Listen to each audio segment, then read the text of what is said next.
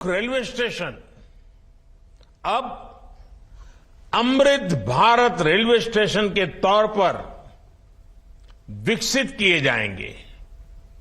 उनका पुनर्विकास होगा, आधुनिकता के साथ होगा। इसमें से आज 508 अमृत भारत स्टेशनों के पुनर्निर्माण का काम शुरू हो रहा है और इन 508 अमृत भारत स्टेशन के नवनिर्माण पर करीब 25,000 करोड़ रुपए खर्च किए जाएंगे। आप कल्पना कर सकते हैं, ये देश के इंफ्रास्ट्रक्चर के लिए, रेलवे के लिए और सबसे बड़ी बात है मेरे देश के सामान्य नागरिकों के लिए ये कितना बड़ा अभियान होने वाला है। इसका लाभ देश के लगभग सभी राज्यों को मिलेगा। जैसे यूपी में इसके लिए करीब 4,500 करोड़ रुपए के खर्च से 55 अमृत स्टेशन को विकसित किया जाएगा। राजस्थान के भी 55 railway station Amrit Bharat station बनेंगे। एमपी में 1,000 करोड़ रुपए के खर्च से 34 स्टेशन का कायाकल्प होने वाला है। महाराष्ट्र में 44 स्टेशन के विकास के लिए 1,500 करोड़ रुपए से ज्यादा खर्च होंगे। तमिलनाडु, कर्नाटका और केरला के भी प्रमुख स्टेशंस को अमृत भारत स्टेशन के रूप में विकसित किया जाएगा। मैं अमृत काल के प्रारंभ में इस ऐतिहासिक अभियान के लिए रेल मंत्रालय की सराहना करता हूं और सभी देशवासियों को बधाई देता हूं। साथियों, आज पूरी दुनिया की दृष्टि भारत पर है। वैश्विक स्तर पर भारत की साख बढ़ी है। भारत को लेकर दुनिया का रवैया बदला है और इसकी दो प्रमुख बातें हैं, दो मुख्य वजह हैं। पहली, आप देशवासी, भारत के लोगों ने करीब करीब 3 दशक बाद, 30 साल बाद देश में पूर्ण बहुमत की सरकार बनाई। वो पहली वजह। और दूसरी वजह है पूर्ण बहुमत की सरकार उसी स्पष्टता के साथ जनता जनार्दन की उनकी भावना का आदर करते हुए बड़े बड़े निर्णय लिए, चुनौतियों के स्थायी समाधान के लिए अविरत काम किया। आज भारतीय रेलवे भी इसका प्रतीक बन चुकी है। बीते वर्षों में रेलवे में ही जितना काम हुआ है, उसके आंकड़े, उसकी जानकारी हर किसी को प्रसन्न भी करती है, हैरान भी कर देती है। जैसे दुनिया में south Africa, Ukraine, Poland, UK और स्वीडन जैसे देशों में जितना रेल नेटवर्क है, उससे ज्यादा रेल ट्रैक हमारे देश में इन 9 वर्षों में बिछाए गए हैं। आप कल्पना करिए स्केल। साउथ कोरिया, न्यूजीलैंड और ऑस्ट्रेलिया जैसे देशों का जितना रेल नेटवर्क है उससे ज्यादा ट्रैक भारत ने अकेले पिछले साल बनाए हैं। एक साल में भारत में आज आधुनिक ट्रेनों की संख्या भी तेजी से बढ़ रही है। आज देश का लक्ष्य है कि रेलवे की यात्रा हर यात्री के लिए, हर नागरिक के लिए सुलभ भी हो और सुखद भी हो। अब ट्रेन से लेकर स्टेशन तक आपको एक बेहतर, एक उम्दा से उम्दा एक्सपीरियंस देने का प्रयास है। प्लेटफॉर्म्स पर बैठने के लिए बेहतर सीटें लग रही हैं, अच्छे वेटिंग रूम बनाए जा रहे हैं। आज देश के हजारों रेलवे स्टेशनों पर मुफ्त वाईफाई की सुविधा है। हमने देखा है इस मुफ्त इंटरनेट का कितने ही युवाओं ने लाभ उठाया है। पढ़ाई करके वो अब बहुत कुछ अपने जीवन में सिद्धियां प्राप्त कर चुके हैं। साथियों, ये इतनी बड़ी सिद्धियां हैं, जिस प्रकार से रेलवे में काम हुआ है, किसी भी पीएम का मन कर जाएगा कि इनका जिक्र 15 अगस्त को लाल किले से करें। और जब 15 अगस्त सामने है तो मन बहुत ही लालायित होता है कि उसी दिन इसकी चर्चा करूं। लेकिन आज ये इतना विराट आयोजन हो रहा है, देश के कोने कोने से लोग जुड़े हैं, इसलिए मैं अभी ही इस बात पर इतने विस्तार से चर्चा कर रहा हूं। साथियों, रेलवे को हमारे देश की लाइफलाइन कहा जाता है, लेकिन इसके साथ ही हमारे शहरों की पहचान भी शहर के रेलवे स्टेशन से जुड़ी होती है। समय के साथ ये रेलवे स्टेशन अब हार्ट ऑफ द सिटी बन गए हैं। शहर की सारी प्रमुख गतिविधियां रेलवे स्टेशनों के आसपास ही होती हैं। इसलिए आज बहुत आवश्यक है कि हमारे रेलवे स्टेशनों को नए आधुनिक स्वरूप में ढाला जाए। रेलवे की जगह का ऑप्टिमम यूटिलाइजेशन किया जाए। साथियों, जब देश में इतने सारे नए आधुनिक स्टेशन बनेंगे तो उससे विकास को लेकर एक नया माहौल भी बनेगा। देसी विदेशी कोई भी पर्यटक जब ट्रेन से इन आधुनिक स्टेशनों पर पहुंचेगा तो राज्य की, आपके शहर की पहली तस्वीर उसे जरूर प्रभावित करेगी। वो यादगार बन जाती है। आधुनिक सेवाओं के कारण पर्यटन को बढ़ावा मिलेगा। स्टेशन के आसपास अच्छी व्यवस्थाएं होने से आर्थिक गतिविधियों को भी बढ़ावा मिलेगा।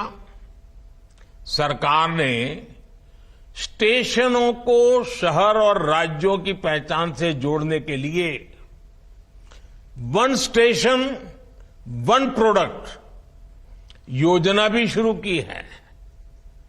इससे पूरे इलाके के लोगों को, कामगारों और कारीगरों को फायदा होगा, साथ ही जिले की ब्रांडिंग भी होगी। साथियों, आजादी के अमृत काल में देश ने अपनी विरासत पर गर्व का भी संकल्प लिया है। ये अमृत रेलवे स्टेशन उसके भी प्रतीक बनेंगे, हमें गर्व से भर देंगे। इन स्टेशंस में देश की संस्कृति और स्थानीय विरासत की झलक दिखेगी। जैसे जयपुर रेलवे स्टेशन में हवा महल, आमेर फोर्ट जैसी राजस्थान की धरोहरों की झलक होगी। जम्मू कश्मीर का जम्मू तवी रेलवे स्टेशन प्रसिद्ध रघुनाथ मंदिर से प्रेरित होगा। नागालैंड के दिमापुर स्टेशन पर वहां की 16 जनजातियों की लोकल वास्तुकला दिखाई देगी। हर अमृत स्टेशन शहर की आधुनिक आकांक्षाओं और प्राचीन विरासत का प्रतीक बनेगा। देश के विभिन्न ऐतिहासिक स्थलों और तीर्थ स्थानों को जोड़ने के लिए इन दिनों देश में एक भारत गौरव यात्रा ट्रेन, भारत गौरव टूरिस्ट ट्रेन भी चल रही है। शायद आपके ध्यान में आया होगा, उसको भी मजबूती दी जा रही है। साथियों, किसी भी व्यवस्था को ट्रांसफॉर्म करने के लिए जरूरी होता है कि हम उसके पोटेंशियल को पहचानें।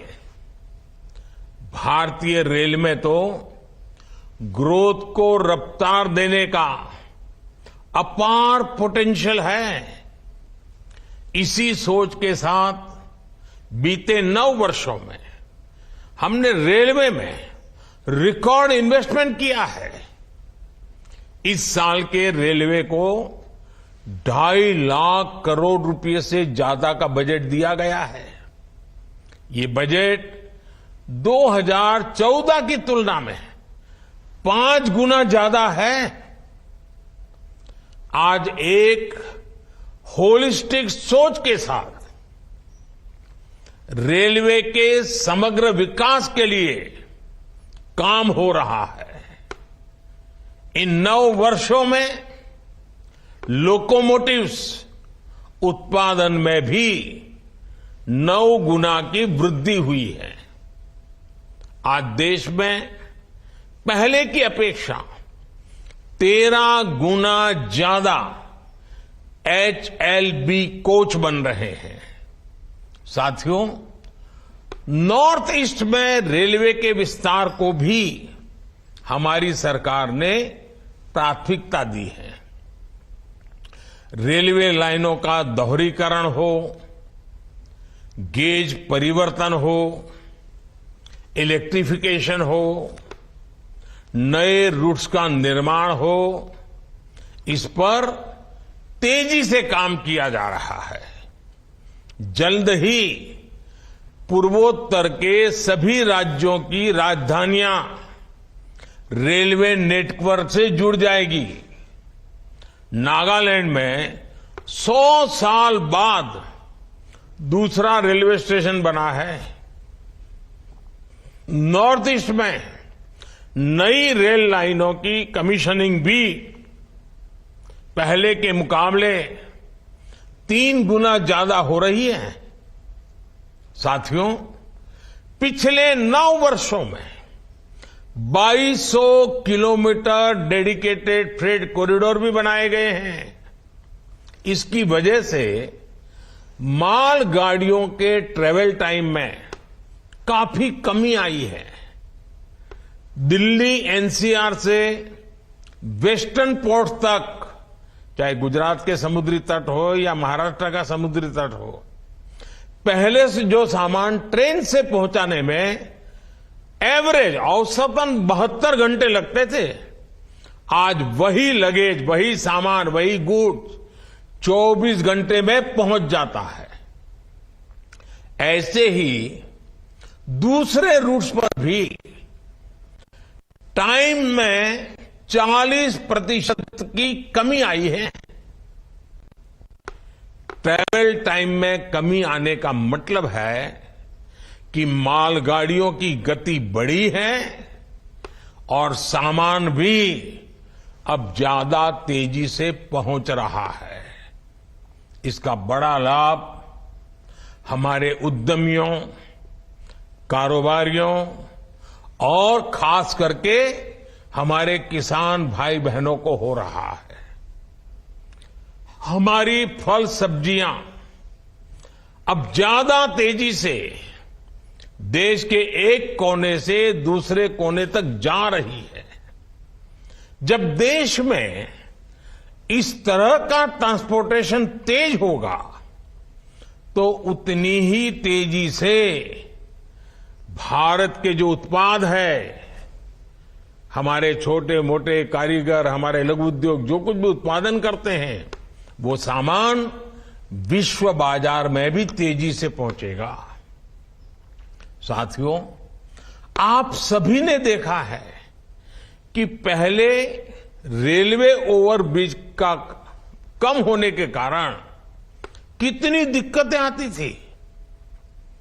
2014 से पहले देश में 6000 से भी कम रेलवे ओवरब्रिज और अंडरब्रिज थे। आज ओवरब्रिज और अंडरब्रिज की ये संख्या 10,000 से ज्यादा हो गई है। देश में बड़ी लाइन पर मानव रहित क्रॉसिंग की संख्या भी शून्य हो चुकी है। रेलवे और रेलवे प्लेटफॉर्म पर यात्री सुविधाओं के निर्माण में आज बुजुर्गों की, दिव्यांगजनों की जरूरतों का विशेष ध्यान रखा जा रहा है। साथियों, हमारा जोर भारतीय रेलवे को आधुनिक बनाने के साथ ही पर्यावरण फ्रेंडली बनाने पर भी है। बहुत जल्द भारत के 100% रेल ट्रैक्स इलेक्ट्रिफाइड होने जा रहे हैं, यानी कुछ ही वर्षों में भारत की सारी ट्रेनें सिर्फ बिजली से चला करेगी। इससे पर्यावरण की कितनी बड़ी मदद होगी, आप अंदाजा लगा सकते हैं। 9 वर्षों में सोलर पैनल से बिजली बनाने वाले रेलवे स्टेशनों की संख्या भी 1200 से ज्यादा हो गई है। लक्ष्य यही है कि आने वाले समय में सभी स्टेशन ग्रीन एनर्जी बनाएं। हमारी ट्रेनों के करीब 70,000 डिब्बे, 70,000 कोचेज में एलईडी लाइट्स लगाई जा चुकी हैं। ट्रेनों में बायो टॉयलेट्स की संख्या भी 2014 के मुकाबले अब 28 गुना ज्यादा हो गई है। ये जितने अमृत स्टेशन बनेंगे, ये भी ग्रीन बिल्डिंग्स के मानकों को पूरा करेंगे। 2030 तक भारत एक ऐसा देश होगा जिसकी रेलवे नेट जीरो एमिशन पर चलेगी। साथियों, रेल ने दशकों से हमें अपनों से मिलने का बहुत बड़ा अभियान चलाया है, काम किया है। एक प्रकार से देश को जोड़ने का भी काम किया है। अब ये हमारी जिम्मेदारी है कि हम रेल को एक बेहतर पहचान और आधुनिक भविष्य से जोड़ें और रेल की रक्षा, व्यवस्थाओं की रक्षा, सुविधाओं की रक्षा, स्वच्छता की रक्षा, एक नागरिक के नाते उस कर्तव्य को हमें निभाना अमृतकाल कर्तव्य काल भी है।